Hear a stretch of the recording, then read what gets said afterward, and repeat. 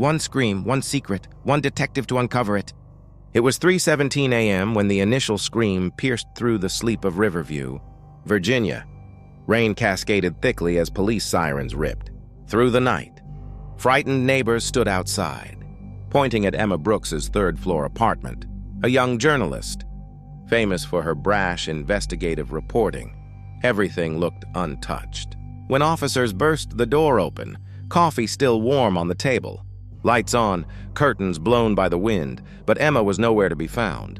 No forced entry, no struggle. Detective Ryan Cole showed up at the scene.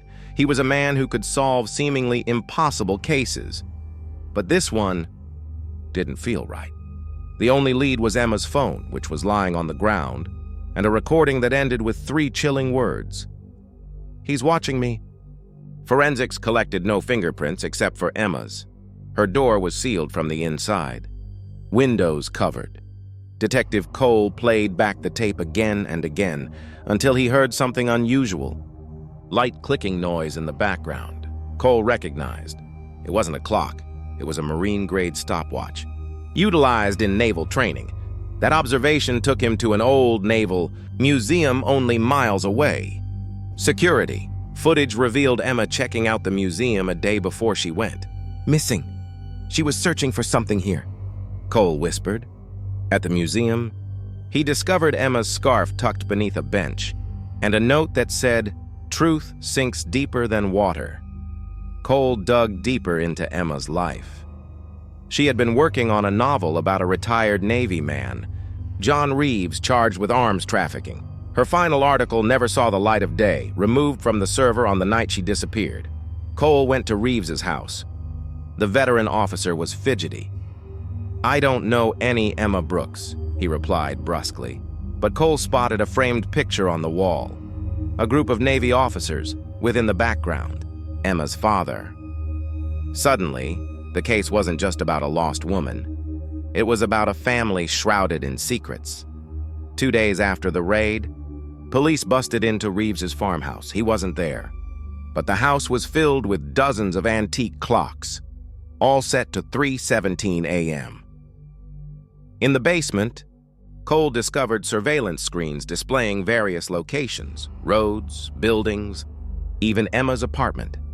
And then, a shock. One of the screens showed Emma, alive in a dark room, tied to a chair. Cole, whispering, "She's alive. Trace the signal now." The team traced it to an abandoned dockyard by the river. Time was running out at midnight. SWAT teams surrounded the dockyard.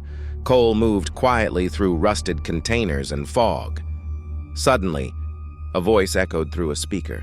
"Detective Cole, you're too late." Explosions tore through the yard. It was a trap. But in the chaos, Cole discovered a shipping container labeled B-17.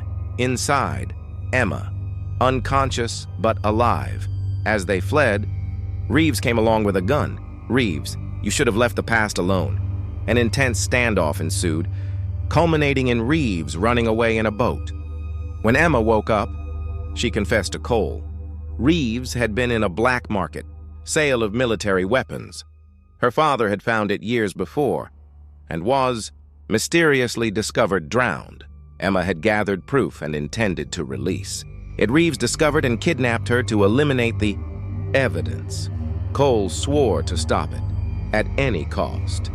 He organized a sting operation with the FBI to apprehend Reeves red-handed. Cole followed Reeves to the river where Reeves was smuggling the final shipment.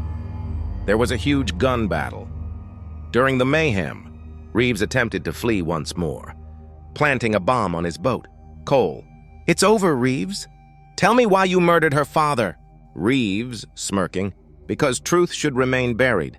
Like him, Cole jumped aboard the boat, battled Reeves, and rescued Emma just before the blast. The explosion illuminated the sky, ending years of secrets in one last burst of flame. Weeks later, Emma gave her testimony in court with the proof her father had left behind. The FBI broke up a whole ring of corrupt officers and gun runners. Detective Cole stood near the beach, observing the sunrise. He opened his notebook and wrote, "Justice doesn't always speak loudly. Sometimes it's quiet." As is the survivor witness. Camera fades out with waves sweeping away footprints on the sand.